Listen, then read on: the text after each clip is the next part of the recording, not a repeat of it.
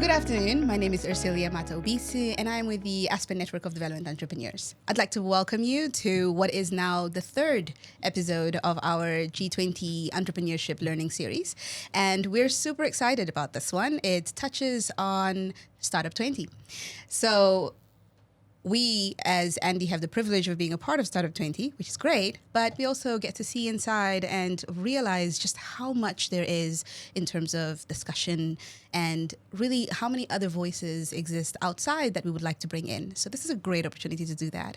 So joining me today, again, we have brought together really good partners, long friends of Andy, and also really good implementers and movers and shakers in the space. So to start off, I'm going to ask them all to introduce themselves. Catherine, could we start by you? Yeah, great. Thanks, Celia. So Catherine Weinberg, I'm the founder and CEO of Fotola. Fotola means change in Sesotho, and basically we are business growth professionals. We're best known for our accelerators across South Africa. And we're most proud of the fact that 87.3% of people that graduate from our accelerators are still in business 10 years later. That's impressive. Which is 9 times the national average. And now, because we're also fund managers and SME investors, we're also really proud of the fact that we have a 0% default rate on our fund. Very impressive. It's a great way to kick it off. Welcome, Catherine. Thank you. And thank you again for leading the conversation today. It's been such fun. Boitoko. Hi. I'm Vitoko, and I am the content lead for Startup 20, which is a G20 engagement group. And with regards to my role is that I'm responsible for managing the policy process from inception to the end, managing the task forces, ensuring that knowledge is managed as it should be, and there's continuity with regards to everything we're creating for the engagement group. So that's essentially my core duties, and also just facilitating content for the engagement group, from marketing to anything. I have oversight of reviewing those documents and just making sure that it is aligned to the objectives of the engagement group. Thank you so much for joining us. We really appreciate the partnership with Startup 20. And personally, having seen a little bit of it, I can also thank you personally for all the hard work that you're putting into it. It's a lot of work, and you're doing a lot of it and making our lives as a task force so much easier. So thank you. Thanks thank you so much. And then Charlene. Hi, thank you very much for inviting me to participate. My name is Charlene Duncan. I'm from the Alan Gray Orbis Foundation. We foster entrepreneurship by developing and investing in developing an entrepreneurial mindset. And our aim is that by cultivating and fostering entrepreneurship, we attack poverty in Southern Africa. The Alan Gray Orbis Foundation is part of a bigger group called the Alan and Jill Gray Philanthropy Africa.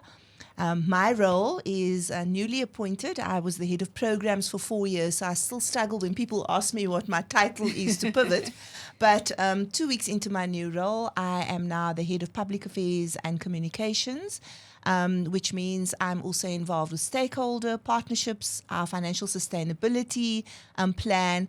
And then I'm very excited. We have many of you may know, an online game called the Alan and Jill Gray Entrepreneurship Challenge, which is our democratization tool. And we've just been awarded, I heard while I was sitting here this morning, an international award for our tool, which is designed, to ensure that every classroom in every corner of Africa will be able to learn something about entrepreneurship and to develop an awareness. So that's who I am, and thank you for having me. Oh, that's fantastic. Can we just have a little... Yeah. Thank you very much. Well done. That really is fantastic. So I feel privileged, right, to be having this conversation with all three of you, given the roles that you're playing, but also the organizations that you are working in that really are just taking the conversation about startup development forward, and specifically around the entrepreneurship ecosystem. How do we build it? How do we think about more than just about the entrepreneur, and then also about building the ecosystem within which entrepreneurs exist. So this is really exciting. Now, I would like to start the conversation by first saying, given all the work that you are already doing in your spaces, when you came into this room, what were your initial expectations? And I think the only one who has a leg up on this one is is Catherine, because you kind of like helped shape it and pull it together. So maybe that journey, I think, for you was probably an interesting one, and from the moment we spoke about getting together. So could you share a little bit more about that? Yeah, thanks so much. So the initial brief, as I understood it, was to say, how do we contribute to Startup 20 with some thoughts around the best way to foster small business startups. And then when I got into it, I said, yeah, sure, I'll do it. And then I got into it, and it really became a much bigger picture for me, because I, first of all, decided to have a look to say, what is it that good countries that are doing well look like, and what are the different components underneath that? And so did a view on kind of the top 10 internationally, and then the top 10 in Africa. And what I uncovered surprised me. So first of all, it was really tricky to distill information down to something that's really meaningful. But I found very interesting components there that I hadn't expected to come across. And so what I've hoped to bring into this session today was to share some of that, because I think I've been doing this for more than 20 years. I've been an entrepreneur for 40. If it was surprising for me, it's sure going to be surprising for other people. And so my intention today was to help people to think differently, to get out of our comfort zone. We tend to always we think very well and very strong, but always about in the same kind of tramlines. Yeah. And I hope today to take people out of that. And so to create a scenario where people just were able to apply themselves in a different environment, and maybe through the journey come across the same new thinking that I came across. Yeah. And that was, I think, super, super useful. Just that forcing us to think about it in not just in 4 different scenarios, but actually thinking about it as 4 different nations, 4 different countries, 4 different economies. Yes. So that I thought that. Well, before we move on, because yes. can I just say the things that I found? Yes, please.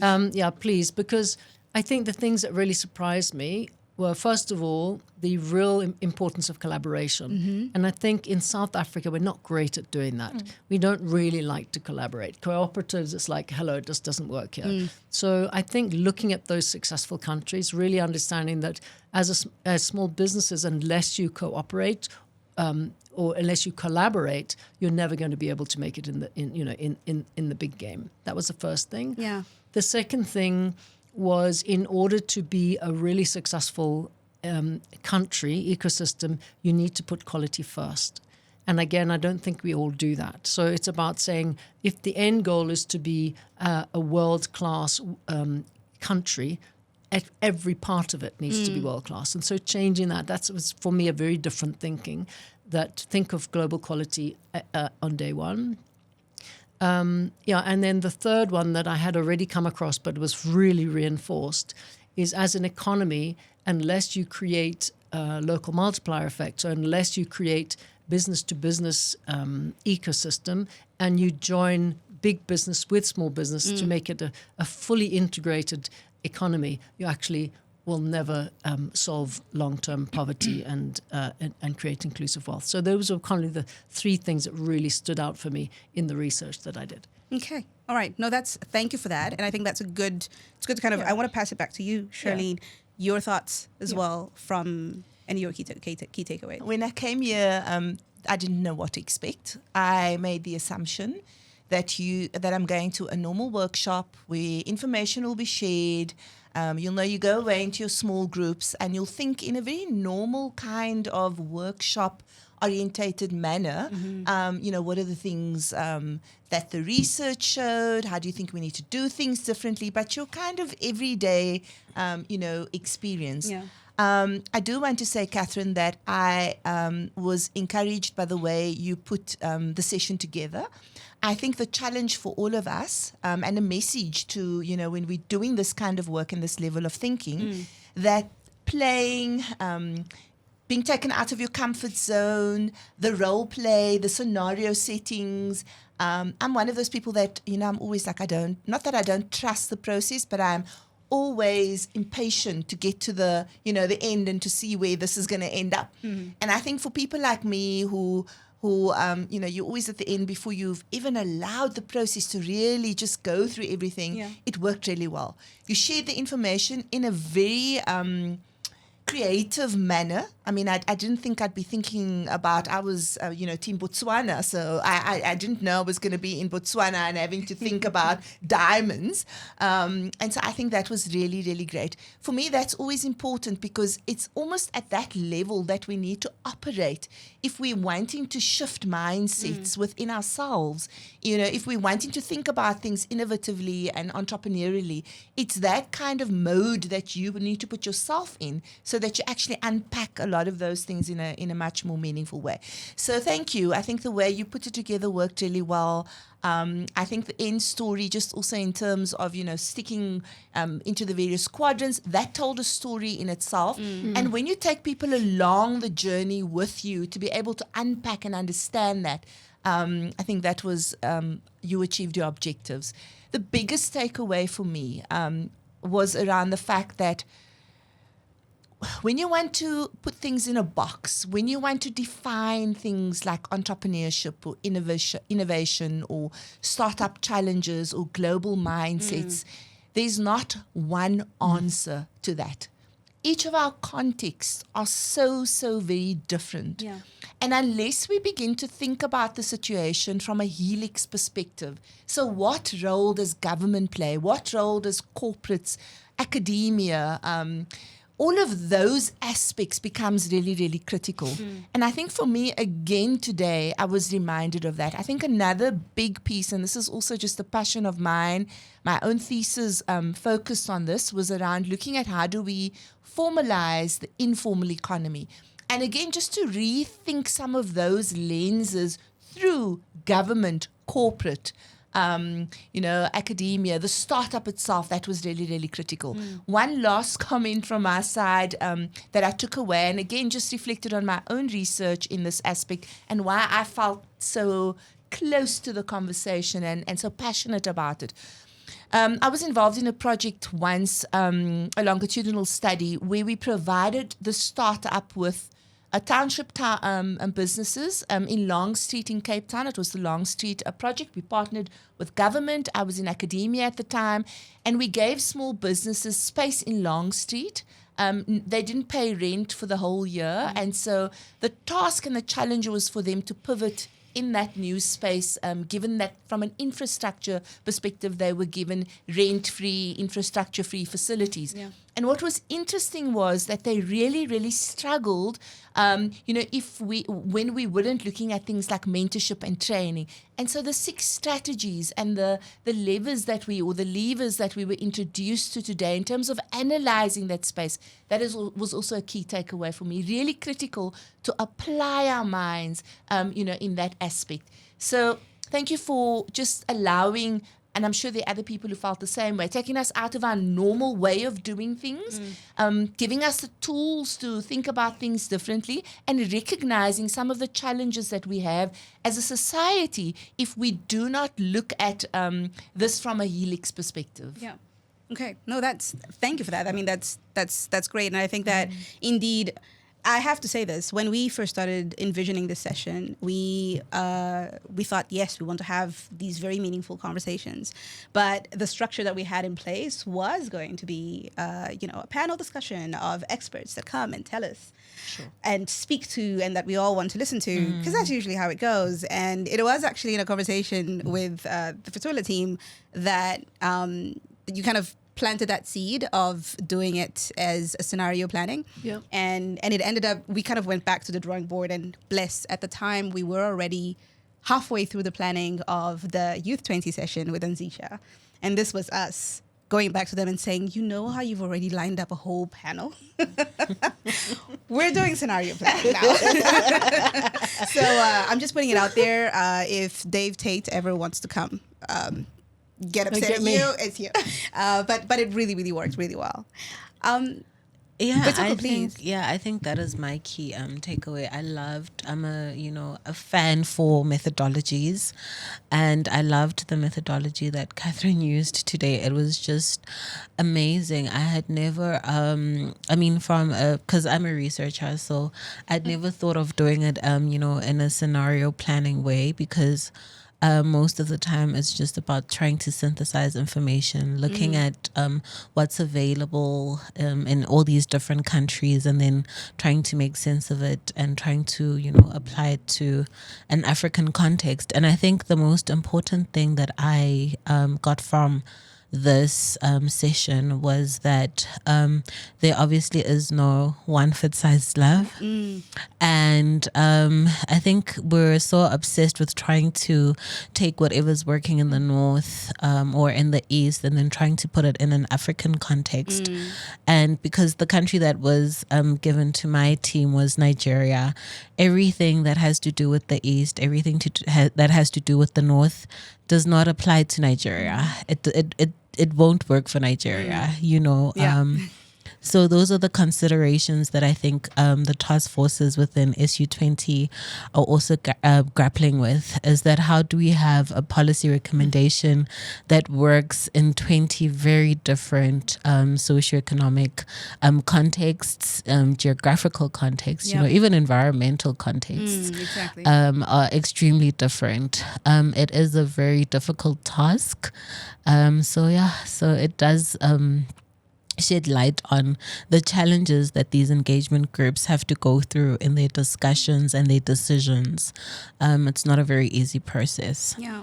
But I mean, to that point, again, as well as part of the Startup 20 conversation, I think that was very helpful as well, because in the end, we had kind of said it would be great to kind of see how when we plot out our priorities, which ones actually land up in the same place? Who puts 5 all in the same place? And it turns out that it was really scattered.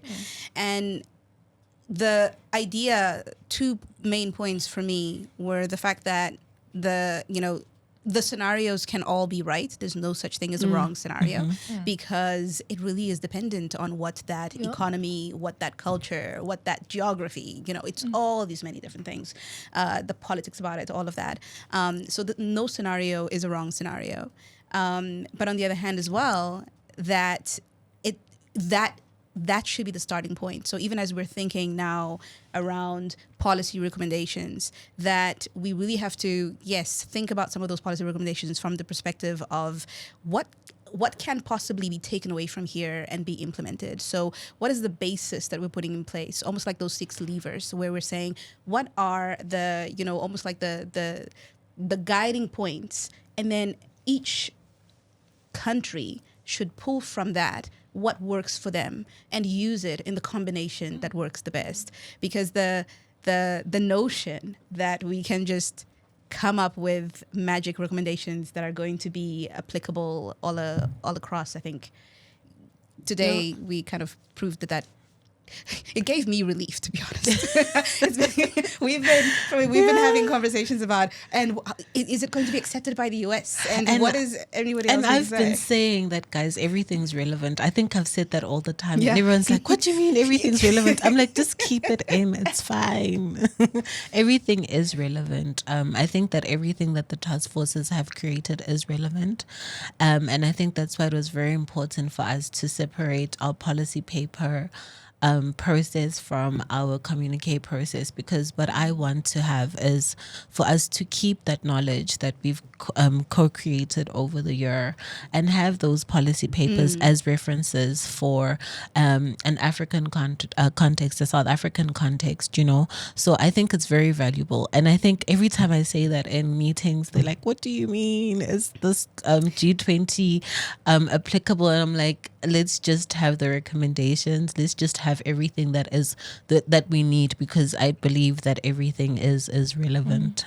Well, thanks to the session today, it all made sense to me. Yeah, I really hope that the session today can actually give some teeth behind your argument. Yeah. Because what we really proved today is that there is no right or wrong. A country is a country. The country is perfect who they are, who the people they are, and the country that they are. And it's really about saying, how do you understand what are the key levers? And I think we've made a good attempt to identify 6 of the top ones. And so knowing that there are 6 levers, allowing freedom within your policies to say, and these need to be applied as appropriate to each different country. I mean, somebody raised, you also raised it, I think, about the culture. You know, you can't, it's all very well to say, okay, maybe the China case may be the ideal scenario from a growth perspective, from a wealth building and all that, but that Nigerians are not Chinese, the Mauritians are not Chinese. And so it's really about saying, how do you allow sufficient flexibility that you apply those 6 levers to each individual country. And so hopefully we've given you a bit of strength behind your argument. I think you have. Thank you. I think it is. I think for me, because everyone had different prioritized the levers in different ways. I think how we could build almost like cohesion is, for me, I think an issue of language. How certain things are understood in different contexts. I think that's a great starting point with regards to implementation of any policies or interventions. So I think it's not discounting that we have a township or a rural area in South Africa. It's just then finding a global glossary, or almost like a global glossary, to say, when we talk about a township in South Africa, this is what it looks like in America. This is what it looks like in France. This is what it means in that context. And I think it's been difficult working on policies for startups and MSMEs without almost like a global ratified glossary to say this is what we're talking about when we're talking about this. I think it's a huge gap that hasn't been taken into it hasn't been considered very well. And I think that's what then causes all this disjuncture in writing of stuff, because I know that in 2 of our task forces, people are like, what is our definition of a startup? And I'm like, this is actually an issue, because there's this different definition, and they're like, we don't want to use that one, we prefer this one, what are we using? So it's I think those are the issues we need to start looking at, because they are important. Can I pick up on that, because I think it's really critical? So I think 2 things for me. Designing for inclusion is really, really important. And so just as we start to think about what next and the way forward and how we craft policy as a collective, because we're working on a global platform, if we're not going to think about how we design for inclusion, we're going to continuously exclude. Shared language, I think that's really critical. I just want to use entrepreneurship because it's topical now, and look at the university landscape as an example. Each of the 26 universities understand entrepreneurship completely differently. But if you're working on a joint project and you can agree on a shared version of what that means, it does allow for things to also move quite quickly. So I think there are 2 things. I like what you're saying about what does a township mean as an example in different countries, but then there's also what are we going to agree on as a shared language that will help facilitate inclusion and also the ability to move quite quickly. I just want to also go back, if I may, around the 6 strategic areas and your question about relevance. I think that's so critical, because those I think those 6 critical or strategic areas allows us to actually determine what's relevant, but also that everything is relevant, but it's relevant within a different context depending on where you find yourself. And I really like the idea of as a South Africa, there's so much thinking happening around directed towards a global initiative, but there's a lot of wealth that we can maintain, and there's a lot of wealth that we're able to almost use constructively as we begin to shape for our own country. And so that global relevance, global importance, but localizing that information, I think is something that I'd like to encourage us to hold on to as we're exploring in these various conversations. I think it's always really important to be practical and to be realistic. I get a little anxious when we have great big conversations about policy and theory, because as an entrepreneur, you need to make money today. You can't wait for 10 years while the grand plan is going to come together. And so I do think it's important to blend these two interpretations. And when, and so I often sit with that lens as to say, as an entrepreneur, you need to do what you can do today. Yeah. And so whatever policy one's putting forward, it's about saying, okay, how do we make things possible today? And I do think that there's, as countries, as governments, we often make the mistake of being so in love with our policies and our plans and getting nothing done. Sure. And so in all of this, in your top 6, that's why we kind of had that thing, is to say what's nice to have, but it's really difficult. It's going to take you 20 years. And what is it that you actually can get done today? And entrepreneurs, we are the engine of the country. So if we're not deciding things that can unlock possibility today, tomorrow's never going to happen. Yeah. And that's why I like the fact that you put the startup in your scenario planning. You didn't leave that voice out. And so that voice is something that, we always need to have there for that exact point that you're saying. So in Fotola, we actually have a chair named in every boardroom that is the entrepreneur. Because it's so easy to be doing good work, but you're thinking from your own tick box and your own needs. And I do think that it's really important to name that. So you're the entrepreneur, you're the banker, you're whatever. So, thanks for picking up on that. In the name of the entrepreneur, we have made many wrongful assumptions, I think, as an ecosystem. So completely agree with that. And I think that, just to kind of touch on a couple of things that you've mentioned. So in terms of language, this was also, it's great that it's coming out again now. In our very first session around Youth 20, that was one of the things that also came out, that we need to come up with new language to engage young people around the policies that are being put in place, and to have them participate in that, and to also have this new language be more inclusive, more around making sure that the different people around the table are represented, that it's not limited to just whoever really is in the know about whatever it is we're talking about. But I think that another thing as well that has been coming up a lot for us, just in various, across all the different conversations that we've had so far, and also in the discussions that we're having within the Startup 20 engagement group, is around the importance of education.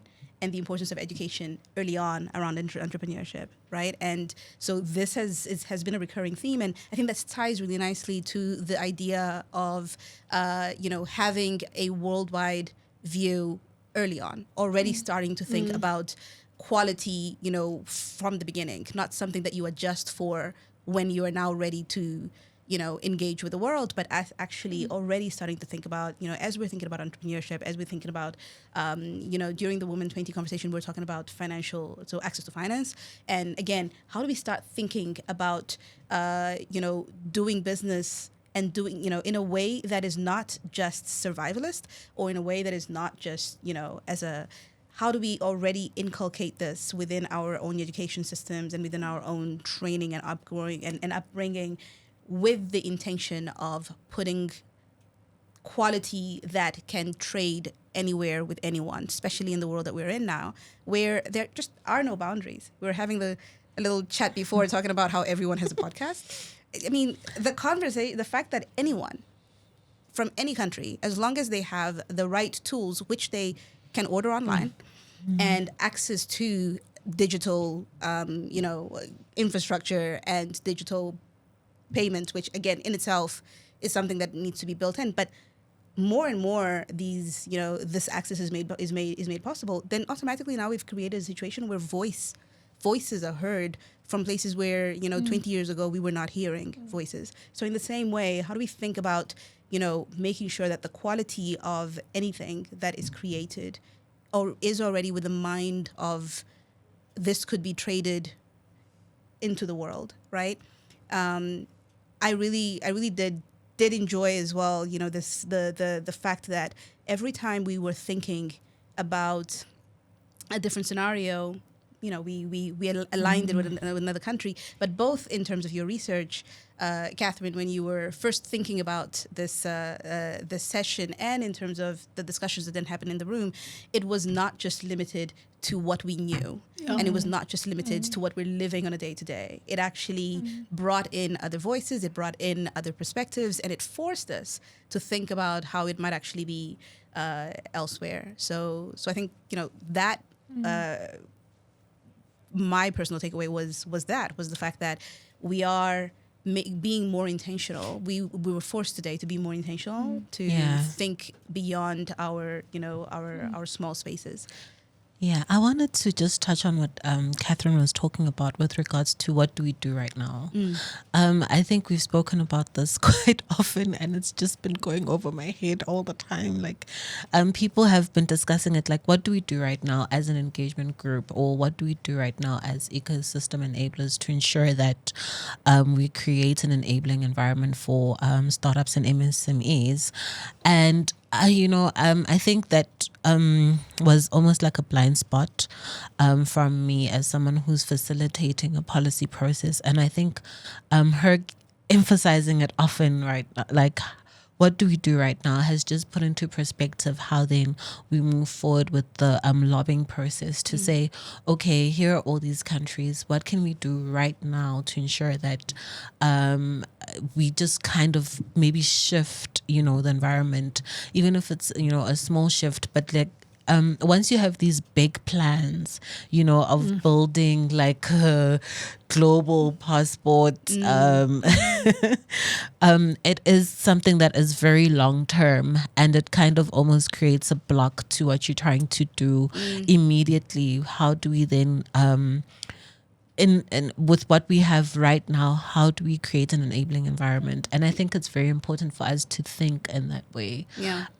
Because I know we do have these lofty ideas of what the perfect scenario looks like, but I think she's drawn that home for me to say, okay, how do we start? How do we start and make sure that we taste those low hanging fruits? Because some things will take 20 years. Infrastructure in some areas will take 20, 30 years. But then how do we make sure that at least people can trade right now at a certain level? All right. So with that, I think that, the one thing, and taking from, a segue from you, Witoko, if we were to then think about one thing that we would hope that would be taken on by the G20 leaders and as part of their discussion, what is that one piece of advice that we would pass on to them from the conversation that we had today? I think for me, not having experts talk to us and having us, have conversation amongst each other, then draws the attention to what a lot of people have been saying, that the entrepreneur has been, to a large extent, been kept out of the conversation. So who are we writing these policies for if they're not involved in that process? And then I think then that comes to the issue of then opening up the policy process to as many stakeholders from every level of life, society, etc., so that the entrepreneur themselves, the everyday man who's struggling with whatever issue they're trying to grapple with to facilitate, transactions within their business. How do we help that person? So I think the key takeaway for me is that, the policy process should not just be a discussion, it should be action. Let's move away from discussions and have more action-orientated situations of trying to get insights. And then I think the most important one is, which is, a key finding for me is like, how do we then incorporate the entrepreneur and have their voice heard in this whole entire process? Okay. Charlene? For me, it's I think, Catherine, you said it earlier today when you spoke about access to finance, and you said, that's kind of the first thing that is a go-to point. And so I've been sitting and trying to think of how to answer the question in relation to the G20 leaders, and I'm not professing that I have an answer yet, But I think almost to think about how do we de-risk that, and how do we, and I don't know if I'm using the right words. It's something I need to process a little bit more, but almost how do we challenge the whole pipeline when we speak about access to finance. I'm not only speaking about financial services sectors. I'm talking about government. I'm talking about, who are venture capitalists in this country? How are we teaching entrepreneurs to think about investment and scaling? The challenge around seed funding. I mean, there are just all these components linked to the access of finance conversation. And as I said, I don't think I have an answer.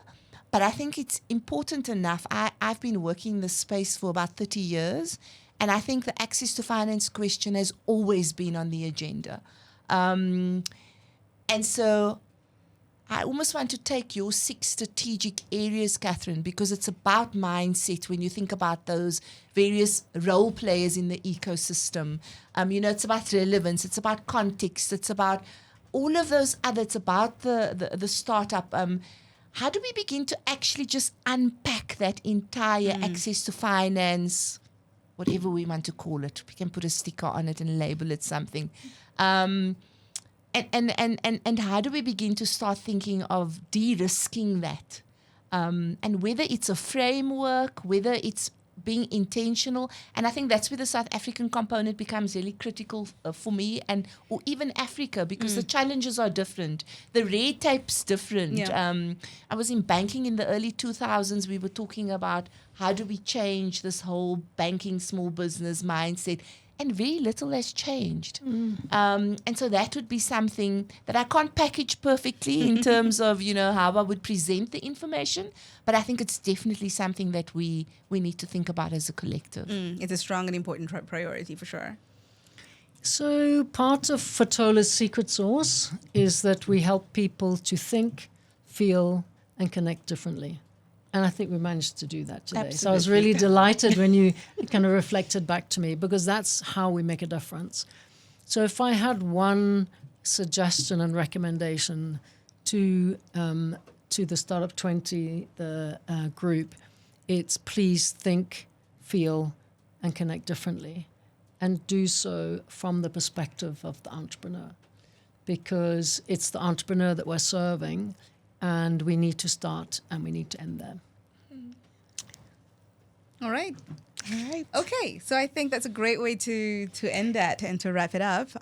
Thank you again for having this conversation with me, for staying a few minutes after the session. Thank you very much to you, Catherine, and to the whole Fatola team for kind of partnering with us in putting this session together, which was indeed very insightful and very successful.